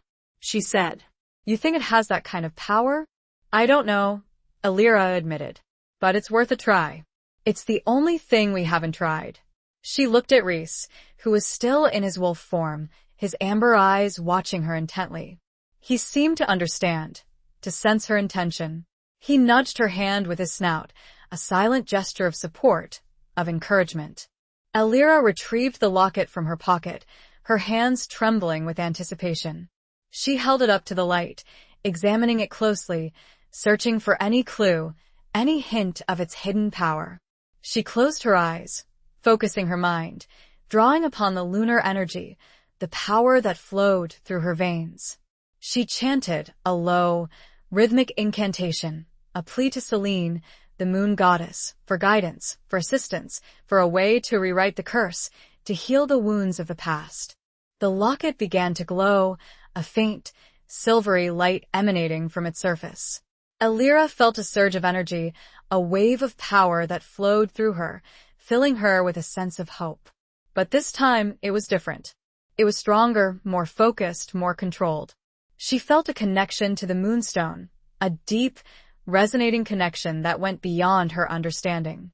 She felt the echoes of the past, the whispers of ancient magic, the voices of Lyra and Bran, of all those who had been touched by the curse. She opened her eyes, and they glowed with a silvery light, the light of the moon, the light of her heritage. She looked at Morwenna, her gaze filled with compassion, with understanding, with a fierce determination. "We can do this, Morwenna," Alira said. "We can rewrite the curse. We can change the future. But we have to do it together." She extended her hand to Morwenna, offering her the locket, offering her a chance to participate, to be a part of the solution, not the problem. Morwenna hesitated, her violet eyes filled with a mixture of fear and longing. She looked at the locket, at Alira's outstretched hand, at Rhys's watchful gaze. She was torn, conflicted, caught between her hatred and her desire for something else. Something that felt dangerously close to hope. I don't know," she stammered, her voice trembling. "I've been consumed by darkness for so long. I don't know if I can change." "You can," Alira insisted. "It's never too late. We all have the power to choose, to change our path, to create a new future." She held the locket closer, her touch gentle but firm. "Take it, Morwenna," she said. "Help us. Help us break the curse. Help us heal the wounds of the past." Morwenna reached out, her hand trembling, and took the locket. The moment her fingers touched the silver, a surge of energy erupted, a blinding flash of light that filled the cottage. Alira felt a sharp pain, a searing sensation that ripped through her body, as if the very fabric of her soul was being torn apart. But in the pain, something bloomed. Something new. Something powerful. Like the thorns of a crimson rose, beautiful and dangerous. Chapter 17. A glimmer in the gathering storm. The blinding light subsided, leaving Alira, Rhys, and Morwenna blinking, disoriented, their bodies trembling from the surge of energy. The cottage was filled with a strange, humming silence, the aftermath of a powerful magical release. Alira felt different. She felt weaker, her energy depleted, but she also felt lighter, as if a heavy burden had been lifted from her shoulders. She looked at Rhys, who was now back in his human form, his amber eyes searching hers, filled with a mixture of concern and something else. Something that looked like hope. "What happened?" Rhys asked, his voice hoarse. "What did you do?" Alira looked at Morwenna, who was still holding the locket, her violet eyes wide with a mixture of surprise and something that looked like awe. I think we did it," Morwenna said, her voice trembling.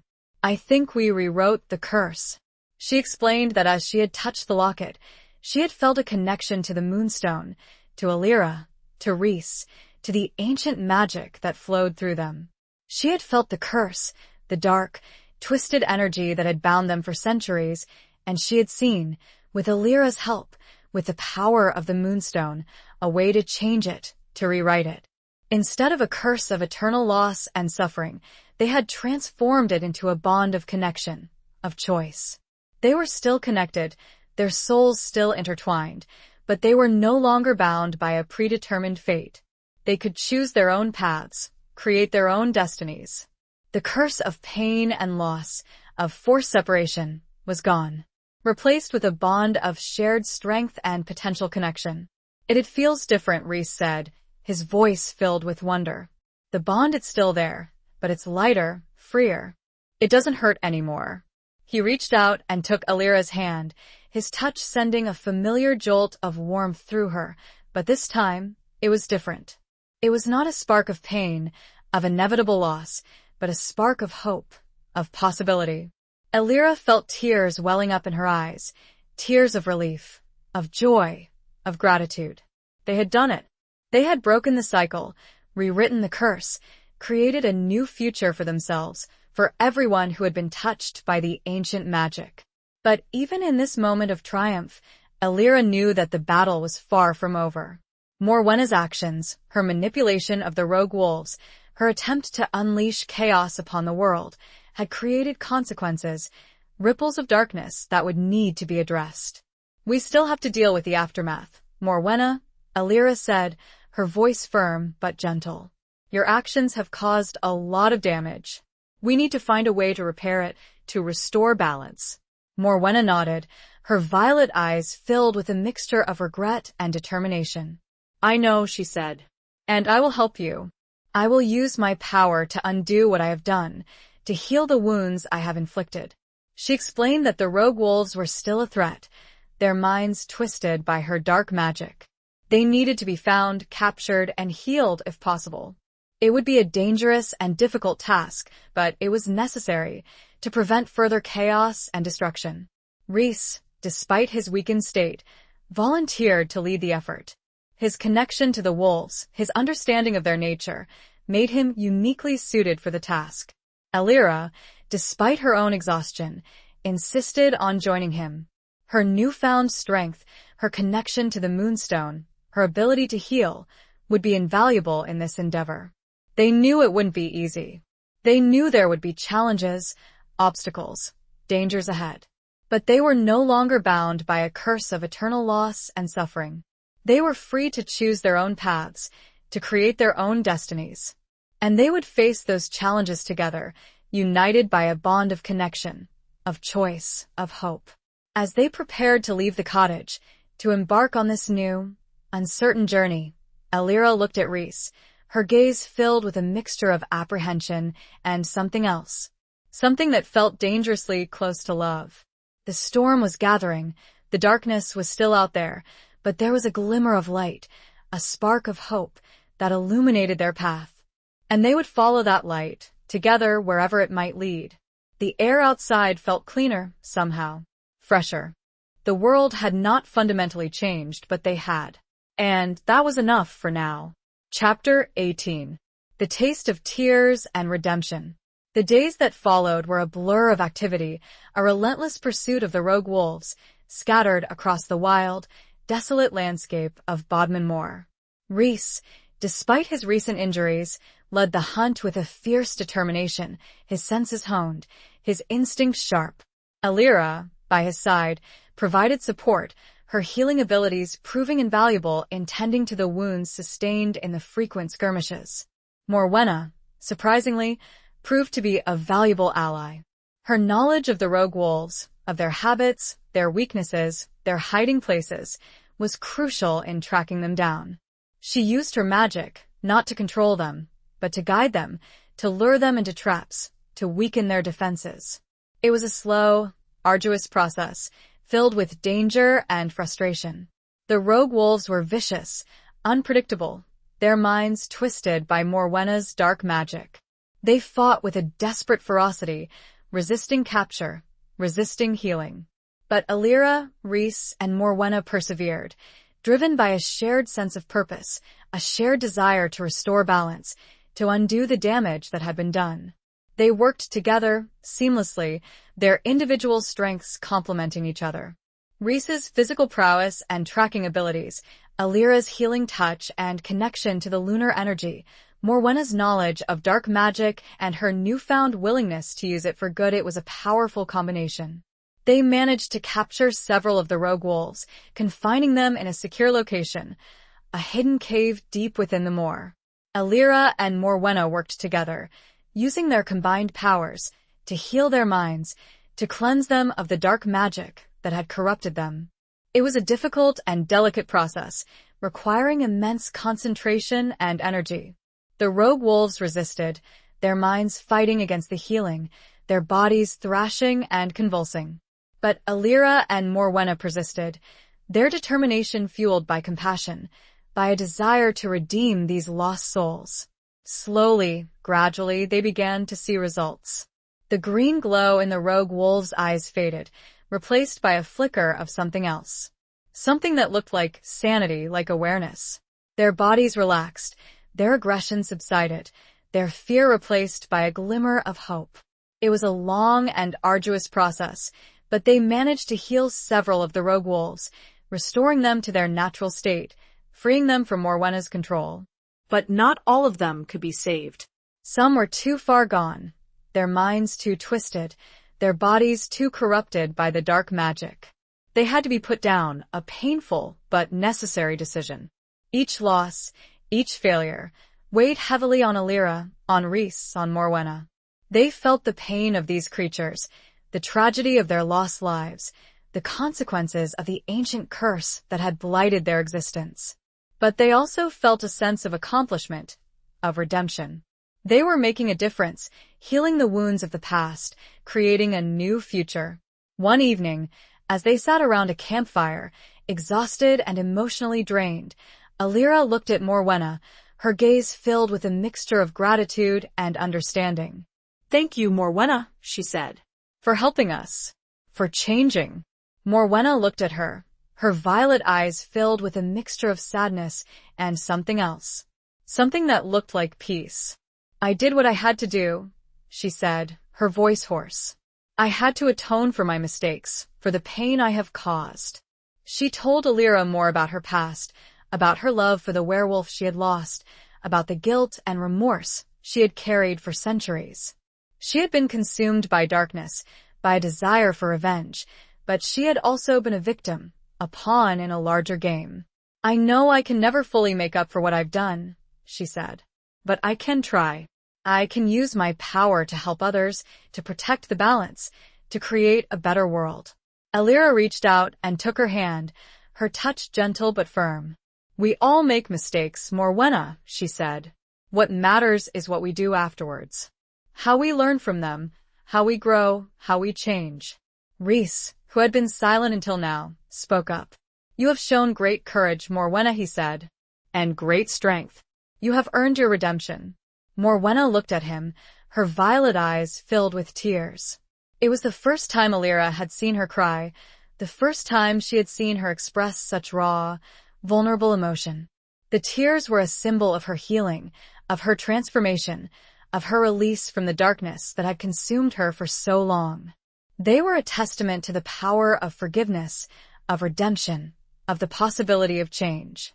As the tears flowed, Alira felt a shift in the energy around them, a sense of peace, of closure. The wounds of the past were still there, the scars remained, but they were beginning to heal. The taste of tears and redemption mingled in the air, a bittersweet symphony of hope and renewal. The night was quiet, save for the crackling fire and the soft sobs of a woman finding peace. The future stretched out, unknown but no longer hopeless. Chapter 19. Whispers in the Forgotten Temple. With the majority of the rogue wolves either healed or put down, a sense of uneasy calm settled over Bodmin Moor. The immediate threat had been neutralized, but the underlying tension remained. The veil between worlds was still thin, and the potential for further disturbances lingered. Alira, Rhys, and Morwenna decided to return to the ancient temple, the place where their journey had begun, the place where the curse had been rewritten. They felt a pull towards it, a sense that there were still unanswered questions, unresolved issues, that needed to be addressed. They arrived at the temple on the night of the new moon, a time of darkness and introspection, a time of beginnings and endings. The ruins stood silhouetted against the starlit sky, their crumbling walls whispering secrets of the past. The torches, which had flared to life during Alira's first visit, remained unlit, their magic dormant. The air was still and quiet, devoid of the supernatural energy that had permeated the place before. They walked through the ruins, their footsteps echoing in the silence, their senses on alert. They felt a strange sense of anticipation, of expectation, as if the temple itself were waiting for something. They reached the center of the circular area, the place where the ancient rituals had been performed, the place where Alira and Rhys had first met, the place where the curse had been rewritten. Alira felt a pull towards the ground, a subtle vibration that emanated from the earth beneath her feet. She knelt down, her hands touching the cold, rough stones. "I feel something," she said, her voice hushed. "Something hidden. Something waiting." Rhys and Morwenna knelt beside her, their hands joining hers, their energies mingling. They closed their eyes, focusing their minds, drawing upon their combined powers, seeking to uncover the secrets of the temple. They felt a surge of energy, a wave of power that flowed through them, connecting them to the earth, to the ancient magic that permeated the place. They saw visions, fragments of the past, images of Lyra and Bran, of the original Lunar Bride and her werewolf protector. They saw their love, their passion, their determination to defy the elders, to create their own destiny. They saw their joy, their hope, their unwavering belief in the power of their connection. But they also saw their pain, their suffering, their tragic fate. They saw the elders performing the dark ritual, the curse that would bind them together for eternity, the curse that would condemn them to a cycle of loss and suffering. They saw the consequences of that curse, the ripples of darkness that had spread throughout the centuries, touching countless lives, twisting destinies, creating pain and destruction. And then they saw something else. Something that had been hidden, obscured by the darkness of the curse. They saw a glimmer of light, a spark of hope, a possibility of redemption. They saw a vision of the future, a future where the balance between worlds was restored, where humans and werewolves lived in harmony, where the ancient magic was used for good, not for evil. It was a vision of a world free from the shadow of the past, a world where love and compassion triumphed over hatred and fear, a world where Alira and Rhys and Morwenna played a crucial role in creating this new reality. They opened their eyes, their hearts filled with a mixture of hope and trepidation. They knew the path ahead would be difficult, challenging, fraught with danger. But they also knew that they were not alone. They had each other. They had their combined powers. They had the guidance of the ancient spirits, and they had a vision of a better future to strive for. "We have to protect the veil," Alira said, her voice firm but gentle. "We have to prevent any further disturbances, any further incursions from the dark forces. We have to find a way to strengthen the veil," Rhys added, "to restore the balance, to ensure that the two worlds remain separate but connected. And we have to teach others," Morwenna said, her voice filled with a newfound determination. "We have to share our knowledge, our experience, our power, with those who are willing to learn, to help us protect the balance." They knew that they could not do this alone. They needed to build a community, a network of allies, of humans and werewolves, of those who were sensitive to the supernatural, of those who were willing to fight for a better future. The whispers in the temple were no longer of pain. Not entirely. They held promise, potential, and the weight of responsibility. It would be a long, difficult road. The work was just beginning. Chapter 20. The Final Confrontation of Hearts. The vision in the temple had provided a direction, a purpose, but it had also revealed the magnitude of the task ahead. Strengthening the veil between worlds, building a community of protectors, teaching others about the ancient magic, it was a daunting undertaking, a challenge that would require all their strength, all their courage, all their combined power.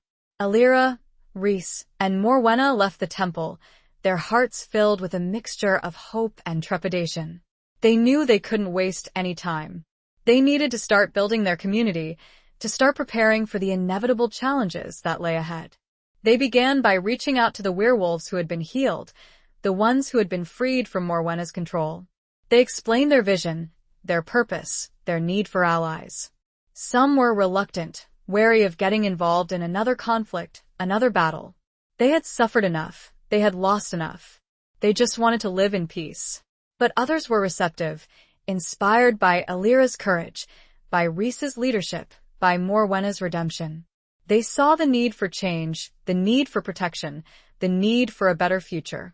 They formed a small, but dedicated, group of werewolves, committed to working with Alira, Rhys, and Morwenna, to protecting the veil, to restoring the balance. They also reached out to the human community, to those who were sensitive to the supernatural, to those who had experienced strange phenomena, to those who were open to the possibility of a world beyond the visible. It was a more difficult task. Most humans were skeptical, dismissive, afraid of anything that challenged their understanding of reality. They were unwilling to believe, unwilling to accept, unwilling to get involved. But there were a handful of individuals who were different. They had seen things, felt things that they couldn't explain. They had a sense of something else, something beyond the mundane, something magical. They were drawn to Alira, to her warmth, her compassion, her unwavering belief in the power of good. They were intrigued by Rhys, by his strength, his grace, his connection to the natural world. They were fascinated by Morwenna, by her knowledge of dark magic, by her story of redemption. They formed a small, diverse group of humans and werewolves, united by a shared sense of purpose, a shared desire to protect the world from the forces of darkness. They began to train together, to learn from each other, to develop their individual skills and abilities. Alira taught them about the moon cycles, about the power of herbs and plants, about the ancient rituals that connected them to the celestial energy. Rhys taught them about the natural world, about the ways of the werewolves, about the importance of balance and harmony. Morwenna taught them about dark magic, about its dangers and its potential, about how to defend themselves against it, how to use it for good, not for evil. It was a slow, gradual process, but they were making progress. They were building a community, a network of protectors, a force for good in a world that desperately needed it. But even as they were building their strength, preparing for the future, a new threat emerged. A threat that came from an unexpected source, a threat that challenged their newfound unity, their fragile hope. It came in the form of a letter, a formal, official-looking document, delivered to Alira's cottage. It was from a government agency, a secret organization that had been monitoring supernatural activity for decades. They knew about Alira, about Rhys, about Morwenna, about the rogue wolves, about the ancient temple, about the curse, about everything. They had been watching them, studying them, waiting for the right moment to intervene. The letter was an ultimatum. They demanded that Alira, Rhys, and Morwenna surrender themselves to their custody, that they submit to their control, that they use their powers for their purposes. They claimed that they were protecting the world, that they were preventing chaos and destruction, that they were acting in the best interests of humanity. But Alira, Rhys, and Morwenna knew better. They knew that this organization, with its hidden agenda, its thirst for power, its willingness to use any means necessary to achieve its goals, was a greater threat than any rogue wolf, any dark sorceress, any supernatural entity. They refused to comply. They refused to surrender their freedom, their autonomy, their power. They refused to be pawns in their game. They knew that this refusal would have consequences, that it would lead to a confrontation, a final battle. But they were ready. They had come too far. They had fought too hard. They had learned too much. To give up now. They gathered their allies, their small but dedicated community of humans and werewolves. They prepared for war. And there, finally, they decided they would face it all. Together. Bound not by a curse, but by choice. By love, by duty, by a shared hope for a better future. The final confrontation was not of magic, but of hearts. Human and not. The choice was made. The path was set. Epilogue. The confrontation with the government agency was swift and brutal. The agency, armed with advanced technology and a ruthless determination, launched a coordinated attack on Alira's cottage, intending to capture or eliminate the perceived threat. But they underestimated Alira, Rhys, Morwenna, and their small band of allies. They underestimated the power of their combined magic, their unwavering commitment to protect each other, their fierce determination to defend their freedom. The battle raged, a chaotic clash of technology and magic, of human and supernatural forces. Alira, drawing upon the full power of the Moonstone, unleashed a wave of lunar energy, disabling the agency's weapons, disrupting their communications, creating confusion and chaos. Rhys, in his wolf form, fought with a ferocity and skill that was both terrifying and inspiring. He moved like a whirlwind, dodging and weaving, attacking and defending, his every move precise and deadly. Morwenna, using her knowledge of dark magic, countered the agency's attacks, turning their own weapons against them, creating illusions and diversions, sowing discord and fear among their ranks. Their allies, the humans and werewolves who had trained with them, fought bravely, their individual skills and abilities contributing to the overall effort. They were outnumbered, outgunned, but they were not outmatched. The battle reached its climax when the agency's leader, a cold, calculating man with a thirst for power, confronted Alira directly. He believed that she was the key, the source of their power, and that by capturing or killing her, he could end the conflict. He underestimated her. He underestimated the power of her connection to the moon, to Rhys, to Morwenna, to her allies. He underestimated the power of her love, her compassion, her unwavering belief in the possibility of a better future. Elira, drawing upon the full extent of her lunar bride heritage, unleashed a wave of pure, raw energy, a force that overwhelmed the agency leader, shattering his defenses, breaking his will. He collapsed, defeated, his body trembling, his mind reeling. The remaining agency forces, seeing their leader fall, lost their resolve, their courage, their will to fight. They surrendered, their weapons dropping to the ground, their faces filled with fear and something else. Something that looked like relief. The battle was over. Elira, Rhys, Morwenna, and their allies had won. They had defended their freedom, their autonomy, their right to exist. The aftermath was a time of healing, of rebuilding, of forging new alliances. The government agency, exposed for its ruthless tactics and its hidden agenda, was disbanded, its leaders held accountable for their actions.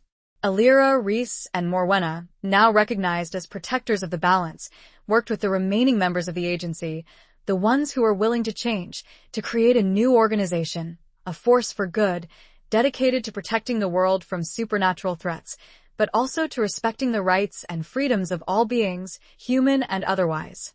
They continued to build their community, to train new protectors, to teach others about the ancient magic, to strengthen the veil between worlds.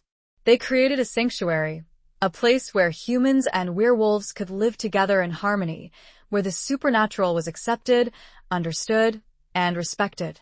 Elira and Rhys, their bond no longer a curse but a choice, a connection of love and mutual respect, finally embraced their feelings for each other. They found peace, happiness, and a sense of belonging that they had both craved for so long. Their love story, once a tale of tragic fate, was rewritten. This was their own story, and they got to live it together. Morwenna, finding redemption in her actions, became a mentor, a teacher, a guide, sharing her knowledge and her experience with others, helping them to understand and control their powers.